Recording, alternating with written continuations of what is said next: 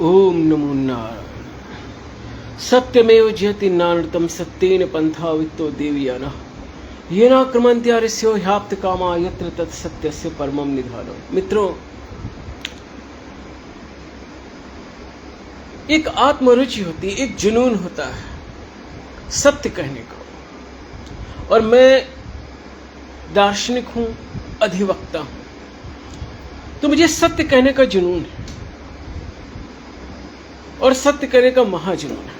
यहां तक कि मेरे पापा की आकस्मिक एक दुर्घटना में डेथ हो गई और हुआ कि उनकी जगह तुम सर्विस कर दो। तो मैंने कहा मैं सर्विस नहीं करूंगा, मैं एडवोकेसी करना चाहता था। और मैंने अपने छोटे भाई को करा दिया सर्विस नगर पालिका में, उस स्वास्थ्य विभाग में। मैंने कहा मेरा सर्विस का मन है, मैं नहीं करूंगा। जबकि उनकी पढ़ने की उम्र थी और मैं उनका बीएससी में एडमिशन कराने गया था लखनऊ। तो मैंने कहा कि तुम कर लो, और उन्होंने सर्विस कर ली। तो मुझे एडवोकेसी का जुनून है। इस जुनून में मैंने एडवोकेसी की और मुझे 28 साल से ऊपर हो रहा है। सिविल कोर्ट सीतापुर में द्वार संख्या 3 के निकट मेरा तखत है। और मैं एडवोकेसी अपने स्वांतः सुखाय के लिए और लोक कल्याण के लिए करता हूँ, केवल पैसा कमाने के लिए ही नहीं। पैसा जो मिल जाए तो ठीक, ना मिले वो भी ठीक। मैं ब्राह्मण हूँ, कायस्थ ब्राह्मण, तो मैं आवश्यकता पड़ने पर भिक्षा भी मांग लूंगा। तो सत्य कहने का मुझे नशा है मित्रों, इसलिए मैं सत्य कहता हूं। और मैं बहुत से ग्रुपों में अपनी स्पीच भेजा करता हूं। बहुत से ग्रुपों ने मुझे समय समय पर ब्लॉक भी किया, उनके लिए भी मेरी शुभकामना। और जिससे मैं बोर करता हूं वो मुझे ब्लॉक करते। और ब्लॉक करने का सिस्टम जिसको ना आता हो मुझसे पूछ ले, बार एसोसिएशन में बैठ के मैं खुद ही समझा दूंगा कि मुझे ऐसे ब्लॉक कर दो। तो जो ग्रुप मुझसे बोर हो रहे हो मुझे ब्लॉक कर दें, क्योंकि मुझे इसमें आनंद आता है। मैं कहूंगा, सुनाऊंगा। मेरा अस्तित्व हो ना हो मेरे स्वर गूंजते होंगे, शब्द मेरे अमित ब्रह्मांड में सब गूंजते होंगे। 5 बार बार एसोसिएशन के जो अध्यक्ष हमारे बंधु रह चुके हैं, श्री हरीश त्रिपाठी जी, उनको ये मुक्तक मेरा बहुत प्रिय है। मेरा अस्तित्व हो ना हो मेरे स्वर गूंजते होंगे, शब्द मेरे अमित ब्रह्मांड में सब गूंजते होंगे। आगे की 2 पंक्तियां हैं, यद्यपि वो रोमांटिक हैं, लेकिन आप सबके हृदय में भी रोमांटिकता है और रोमांटिकता जीवन का दिव्य अंग है। तो आगे की भी 2 पंक्तियां सुन लीजिए। मेरा अस्तित्व हो ना हो मेरे स्वर गूंजते होंगे, शब्द मेरे अमित ब्रह्मांड में सब गूंजते होंगे। तेरे अधरों ने मेरे गीत आलिंगन किए होना, तुम्हारे मन में मेरे गीत क्षण क्षण गूंजते होंगे। ये आखिरी की 2 पंक्तियां जो आपको जीवन में बहुत प्रिय हो, उसे सुनाना। जरूरी नहीं कि आप गीत लिख लेते हो, प्यार में जो बोलोगे वही गीत होगा। खैर, अब मैं मुख्य विषय पर आता हूं। कल भी मेरे द्वार पर एक शिक्षक बहना आई थी। आज भी प्रातःकाल 2 शिक्षक आए। एक शिक्षक बहना थी, तो आज भी मेरे द्वार पे 2 शिक्षक आए। तो उनमें से एक शिक्षक बहना है, एक शिक्षक भाई है। मैंने उन लोगों का स्वागत किया और उनसे बात की। वो लोग जनगणना कर रहे हैं। शिक्षकों की ड्यूटी जनगणना में लगाना अन्याय है। शिक्षकों से आप शिक्षण का कार्य करवाइए। अब तो उनकी एक से एक आप परीक्षाएं लेते हैं, वरना शिक्षक को शिक्षण की योग्यता के लिए न किसी ट्रेनिंग की जरूरत है, न बीएड की जरूरत है, न एमएड की जरूरत है, न बीटीसी ट्रेनिंग की जरूरत है। और इसके अलावा भी पता नहीं क्या क्या अब नई नई ट्रेनिंग्स आ गई, उन ट्रेनिंग्स की भी नहीं जरूरत है। शिक्षक को किसी भी कक्षा में पढ़ाने के लिए जो शिक्षण का प्रशिक्षण होता है उसकी कोई आवश्यकता नहीं। क्यों? क्योंकि जिस विषय में आप दक्ष हैं आप दूसरे को समझा सकते हैं। तभी देखो, मैं स्वतंत्र विचारक हूं। मैं सभी पार्टियों के नेताओं की, उन नेताओं की जो अच्छे सद्गुण होते, जो महान कार्य होते हैं, मैं उनकी प्रशंसा करता हूं। समाजवादी पार्टी में एक महान कार्य हुआ था कि जो इंटर के पास बच्चे होते थे और जिसके अधिक मार्क्स होते थे उसका उसी गांव में उसको शिक्षक नियुक्त किया जाता था। तो बहुत महान कार्य था। अरे जो इंटर पास है वो 5वीं 8वीं तक के बच्चों को नहीं पढ़ा पाएगा, अगर ना पढ़ा पाए तो उसका पढ़ना ही बेकार है। उसको किसी बीटीसी ट्रेनिंग की आवश्यकता नहीं। यह समाजवादी का महान कार्य था। एक समाजवादी पार्टी का और भी महान कार्य था। वो जानते हैं क्या था? अधिवक्ता बंधुगणों की गरिमा का बहुत ध्यान रखा। मुख्यमंत्री महोदय का आदेश था कि किसी भी अधिवक्ता की गिरफ्तारी वहां के बार एसोसिएशन के अध्यक्ष की अनुमति के बिना नहीं होगी, और जो है बार एसोसिएशन के अध्यक्ष की अनुमति के बिना एफआईआर भी नहीं लिखी जाएगी।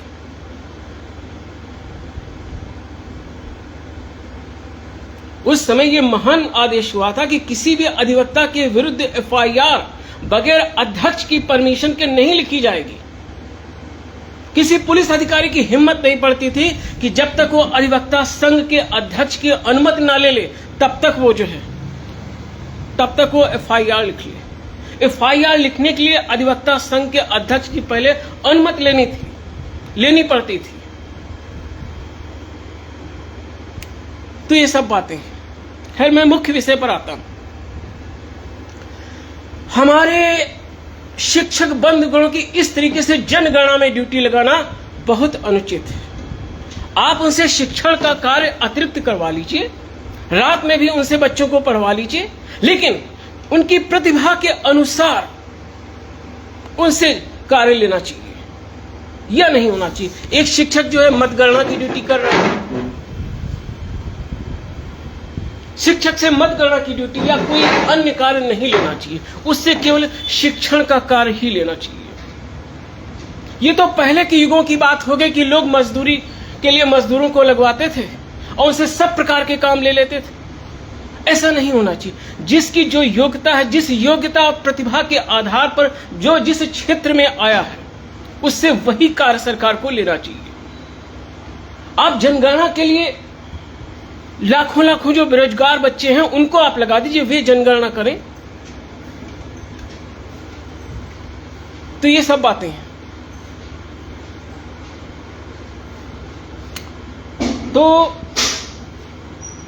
मैं तो हर पार्टी के महान कार्यों की तारीफ करता हूं। भारतीय जनता पार्टी के इस कार्य की मैं अथाह महान तारीफ करता हूं कि उसने सनातन संस्कृति के लिए महान कार्य किया है। उसने राष्ट्र के कल्याण के लिए, राष्ट्र की सुरक्षा के लिए महान कल्याण किया है। मैं कांग्रेस के भी बहुत से महान कार्यों का प्रशंसक हूं। मैं माननीय इंदिरा जी का बहुत फैन हूं। मैं जीआईसी में पढ़ता था और उस समय आतंकवादी घटनाएं नहीं होती थी, और ये बात तब की जब वो इलेक्शन हार गई थी, और उसके बाद जब इलेक्शन में जीती तो उसके पहले प्रचार के लिए जीआईसी के प्रांगण में आई थी और मैं बच्चा था। तो मैं वो उनकी सीढ़ियों के पास खड़ा था और किसी पुलिस अधिकारी ने मुझे मना भी नहीं किया। इंदिरा जी मेरे बिल्कुल पड़ोस से उतर रही थी। तो मैं उनके कुछ महान कार्यों का, इंदिरा जी ने अनेक महान कार्य किए, मैं उनके महान कार्यों की प्रशंसा करता हूं। वो बहुत महान, ओजस्वी, प्रज्ञावान नेता थे। मैं उन्हें नमन करता हूं। तो मैं हर पार्टी के महान कार्यों की प्रशंसा करता हूं। अधिवक्ता जो होता है सत्य का पुजारी होता है, तो मुझे जहां सत्य दिखता है मैं उसकी प्रशंसा करता हूं। मैं उसके भी पहले दार्शनिक हूं, तो मुझे जहां सत्य दिखाई पड़ता है उस सत्य का मैं प्रशंसक हूं। और मुझे शासकीय अधिवक्ता तो बनना नहीं, उम्र भी नहीं रही। कुछ साल पहले हमारे ससुर जी ने प्रयास भी किया था, तो वो प्रयास में सफल नहीं हुए। तो अब शासकीय अधिवक्ता बनने की मेरी उम्र भी नहीं रही है, तो मैं स्वतंत्र विचारक हूं, स्वतंत्र विचारक ही रहूंगा। मैं अनुशासनबद्ध नहीं रह पाता। हमारे गुरु भाई अभी पूर्व अध्यक्ष, अभी कुछ ही समय पहले पूर्व अध्यक्ष थे, अभी कुछ ही समय पूर्व वो अध्यक्ष थे, अब पूर्व अध्यक्ष हुए हैं श्री विजय कुमार अवस्थी जी। इन्होंने मुझे बहुत सालों पहले, लगभग 10-12 साल पहले, मुझे भारतीय जनता पार्टी के विधि प्रकोष्ठ का सदस्य बनाया था। मैं उनके साथ मीटिंग में भी गया हूं, सब बातें हैं। मुझे बहुत सी संस्थाओं ने स्वयं ही जोड़ा। और मुझे उन सभी संस्थाओं में अपना सत्य कहने का अवसर मिला। मेरी रुचि ये है कि मुझे सत्य कहने का अवसर मिलना चाहिए। मैं विश्व हिंदू परिषद का भी सदस्य हूं। माननीय सुरेश गुप्ता जी ने मुझे विश्व हिंदू परिषद का सदस्य बनाया था। डॉक्टर गणेश दत्त सारस्वत जी ने संस्कार भारती का सदस्य बनाया था। हम तो प्रादेशिक मंत्री बन सकते थे। दिनेश मिश्र राही जो मेरा भाई था नहीं रहा, तो उसने कहा भी कि तुम जो है प्रादेशिक स्तर का पद ले लो। हमने कहा हम नहीं लेंगे, मैं ज्यादा बंधन में नहीं पड़ता हूं। और अधिवक्ता संघ का सदस्य तो मसरूर साहब जब अध्यक्ष थे तब मैं हुआ। मैंने अधिवक्ता संघ के बहुत से आंदोलनों में भाग लिया है और कभी मैं डरा नहीं। अभी जब पुलिस प्रशासन से एक महान प्रसंग हम लोगों का हुआ था, जिसमें पुलिस प्रशासन और अधिवक्ता संघ आमने सामने आ गए थे, तो वो जो पुलिस प्रकरण हुआ था जिसमें प्रदेश के न जाने कितने जिले के अधिवक्ता संघों ने हम लोगों का सहयोग किया था, आप लोगों को याद होगा, तो उसमें भी मैं आगे आगे रहता था। हमारी शुभ चिंता में एक बहुत वरिष्ठ अधिवक्ता हैं और बहुत विद्वान हमारे आदरणीय अधिवक्ता बंधु चंद्रा जी, सिविल लॉयर हैं। बाबू राम स्वरूप जी के तखत के पास इनका तखत आप सब जानते हैं। उन्होंने रात में हमारी चिंता में हमको फोन किया कि अमित तुम इतना आंदोलनों में भाग ना लो। तो मैंने उनकी बात को श्रद्धा से सुना। उन्होंने मेरी चिंता तो की, लेकिन फिर भी मैं नहीं माना। मैं बाबू आनंद माधव अवस्थी जी और राहुल पांडे और एक और हमारे अधिवक्ता बंद, उन सबके साथ में जेल में मिलने अपने अधिवक्ता बंधुगणों से भी गया था। तो मुझे सत्य कहने का जुनून है। तो मैं बात ये कह रहा था कि शिक्षकों की जनगणना में ड्यूटी नहीं लगाना चाहिए।